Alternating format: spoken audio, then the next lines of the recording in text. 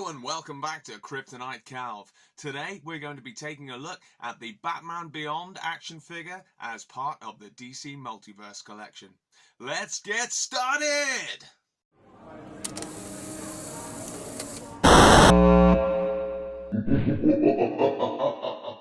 Batman Beyond is an animated series that was created in 1999 by Paul Dini, Bruce Timm and Alan Burnett.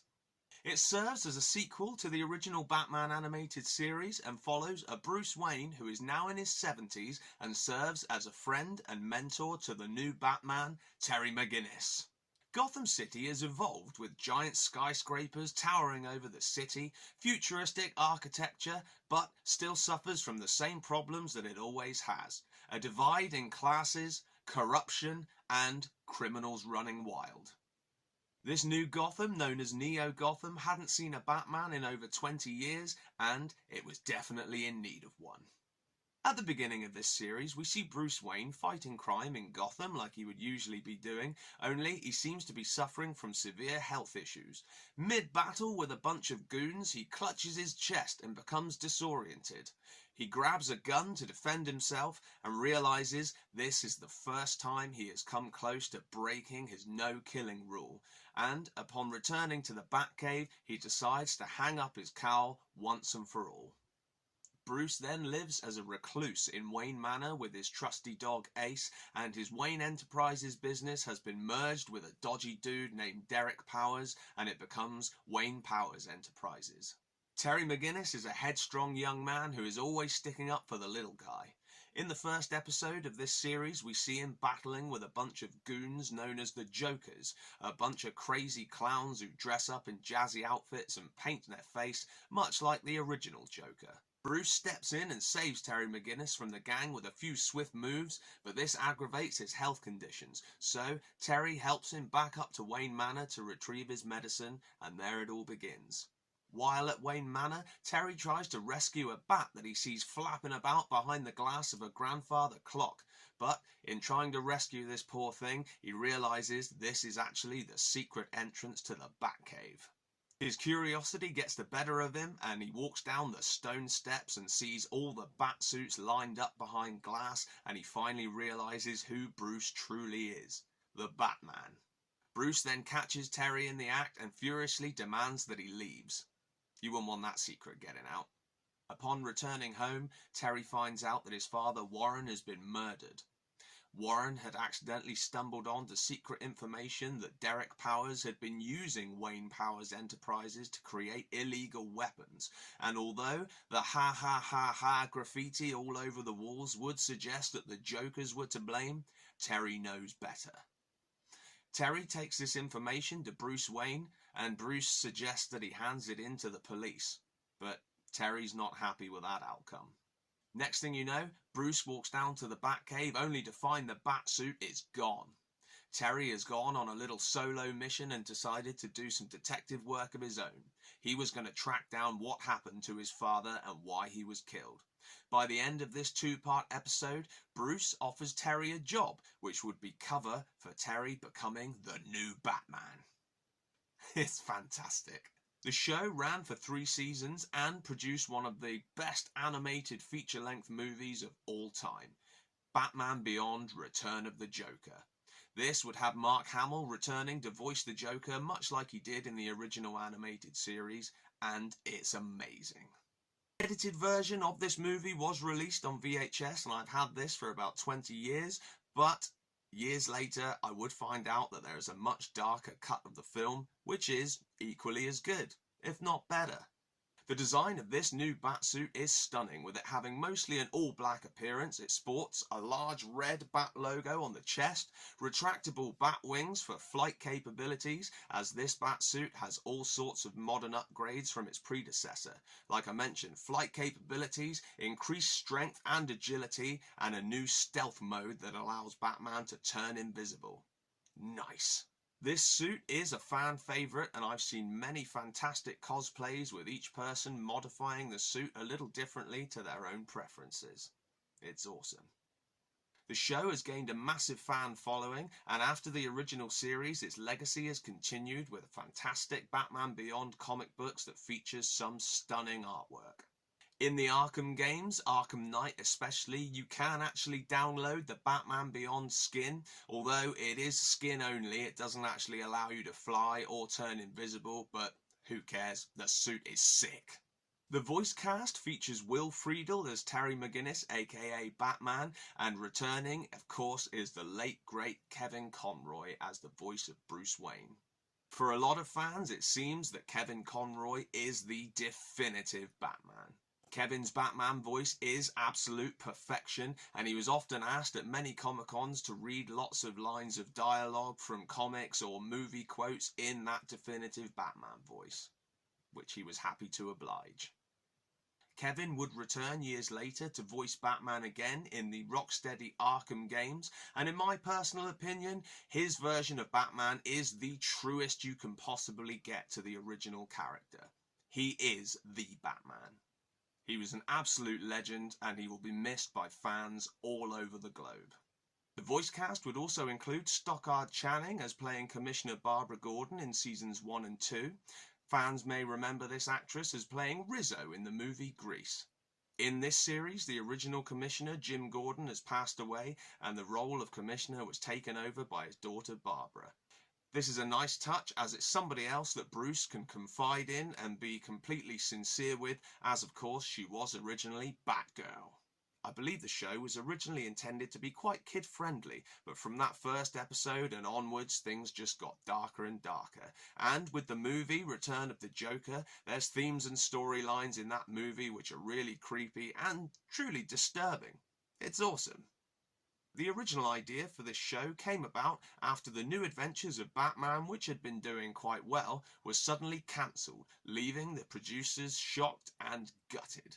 Apparently, Warner Brothers liked the idea of a teenage Batman, as shows like Dawson's Creek and Buffy the Vampire Slayer had been drawing in huge ratings at the time, but there was a bit of an issue, as everybody knows that Bruce didn't become Batman in his teenage years. This caused the producers to take a huge leap and create a brand new character, but still tie in with the continuity of the original animated series.